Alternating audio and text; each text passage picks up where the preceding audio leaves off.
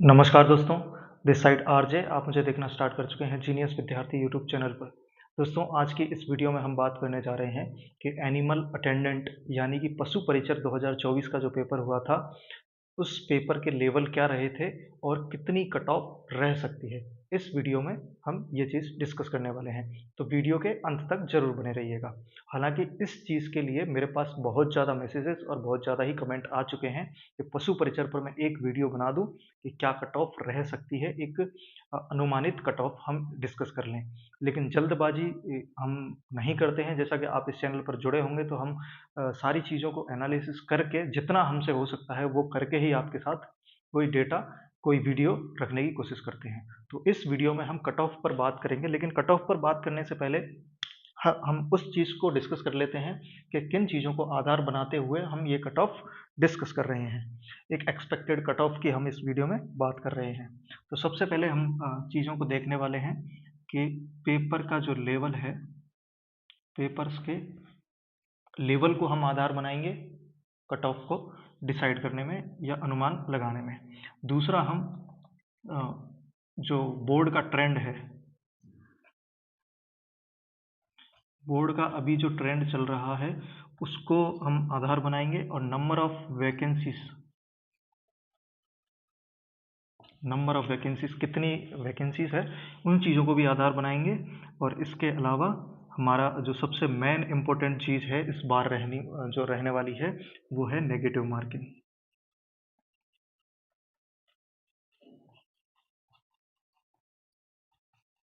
हालांकि बहुत सारी चीज़ें डिपेंड करती है, लेकिन मेनली ये चार चीज़ें बहुत ज़्यादा इम्पैक्ट करती है किसी भी कट ऑफ को।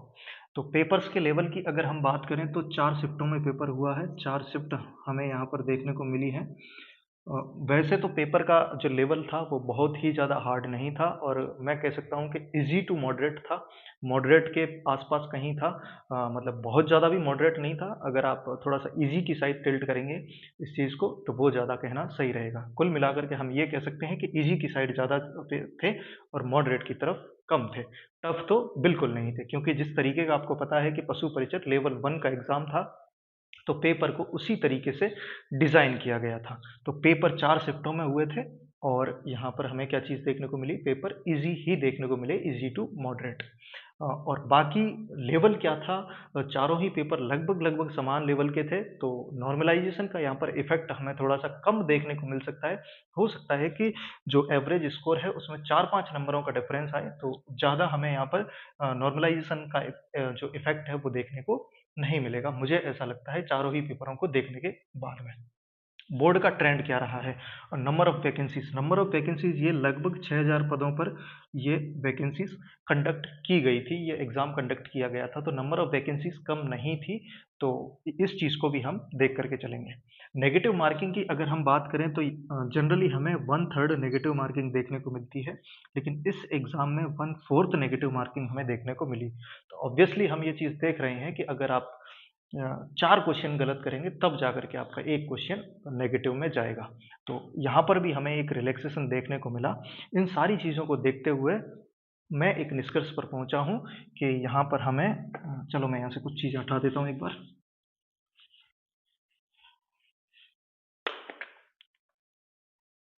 150 क्वेश्चंस के लिए एग्ज़ाम हुआ था। 150 ही मार्क्स यहाँ पर हमें, यानी कि 1 क्वेश्चन 1 नंबर का था।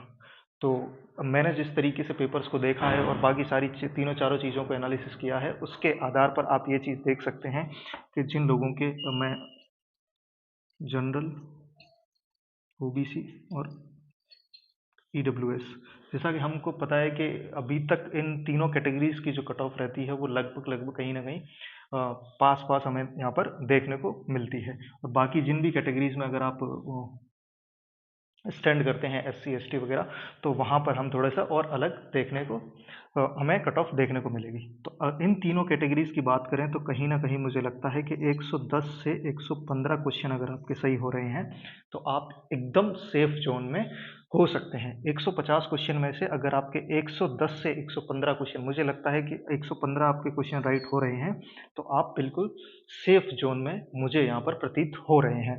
अगर आप SC ST और इस कैटेगरी से आते हैं, तो अगर आपके 105 क्वेश्चन के आसपास आपके राइट हो रहे हैं, तो आप सेफ जोन में रह सकते हैं।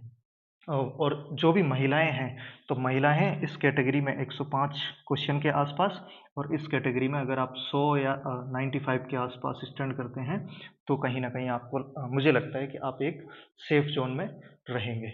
तो ये सारी चीज़ें क्यों इतनी ज़्यादा कट ऑफ क्यों, कंपेरेटिवली ये कट ऑफ हो सकता है कि आपको ज़्यादा लगे, लेकिन जैसा कि हमने डिस्कस किया, नेगेटिव मार्किंग 1/4 थी। तो नेगेटिव मार्किंग 1/4 होने की वजह से अगर आपने तुक्के भी लगाए हैं, आपने टप्पे भी लगाए हैं, तो वहाँ से नेगेटिव में चीज़ें कम जाएगी, जिसकी वजह से आपके क्वेश्चंस राइट होने की संभावनाएं ज़्यादा होगी। और एक चीज़ आप ये भी समझ करके चलिए कि पेपर का लेवल इजी था, पेपर का लेवल कम था, क्योंकि लेवल 1 की जॉब है, तो सिलेबस उसी तरीके से डिज़ाइन किया गया था। लेकिन जो कैंडिडेट्स थे, एग्ज़ाम में बैठने वाले कैंडिडेट थे, उनका लेवल तो कम नहीं था ना। वो तो इससे पहले उन्होंने LDC एग्ज़ाम भी दिया है, CET भी दिया है, और भी कई सालों से राजस्थान के एग्ज़ाम्स की तैयारी कर रहे हैं। अगर वो रेगुलर इन एग्ज़ाम्स की तैयारी कर रहे हैं, तो कहीं न कहीं उनका लेवल डाउन नहीं है। पेपर का लेवल डाउन होगा और कैंडिडेट का लेवल डाउन नहीं होगा, तो हमें हाई कट ऑफ ऑब्वियसली देखने को मिलने वाली है। तो अगर आपको कहीं न कहीं 115 के आसपास कट ऑफ देखने को मिले, तो आप चौंकेंगे नहीं, मुझे ये उम्मीद है, और किसी भी तरीके की वो नहीं लगा करके रखेंगे। ठीक है, तो ये हमने एक आइडिया लगाया है कि क्या कट ऑफ रह सकती है। अब उन कैंडिडेट्स के लिए जो पटवारी एग्ज़ाम के लिए तैयारी कर रहे हैं, तो जीनियस विद्यार्थी एप्लीकेशन का लिंक हमने डिस्क्रिप्शन में दे रखा है। अगर आप टेस्ट सीरीज़ जॉइन करना चाहते हैं, तो अभी ये मात्र आपको 111 यानी कि 111 रुपये में टेस्ट आपको मिल जाएंगे। हमने PYQs भी डाल रखे हैं, उसको भी जा करके आप अटेम्प्ट कर लीजिए। जो पिछले वर्षों में 4 पेपर हुए थे, वो भी हमने इसमें टेस्ट के रूप में डाल रखे हैं, उनको भी जा करके अटेम्प्ट करिए कि पटवारी के पिछले एग्ज़ाम किस तरीके के हुए थे, क्या लेवल हमें देखने को मिला था। तो वो सारी चीज़ें आपको यहाँ पर मिल जाएगी। तो लिंक मैंने डिस्क्रिप्शन में दे रखा है, टेलीग्राम का भी और एप्लीकेशन का भी, वहाँ से जा करके आप ज्वाइन कर सकते हैं। अगर आप इस चैनल पर नए हो, तो चैनल को सब्सक्राइब जरूर करें, वीडियो पसंद आए तो वीडियो को लाइक करें, जो भी आपके सुझाव या सवाल हैं वो कमेंट बॉक्स में रख दीजिए। मैं मिलूंगा आपसे अगली वीडियो में। Thank you so much.